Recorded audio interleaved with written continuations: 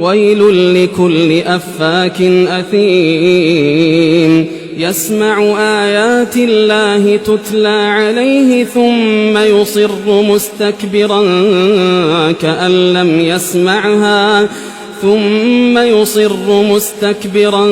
كأن لم يسمعها فبشره بعذاب أليم وإذا علم من آياتنا شيئا اتخذها هزوا أولئك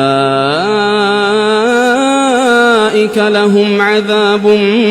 مهين من ورائهم جهنم ولا يغني عنهم ما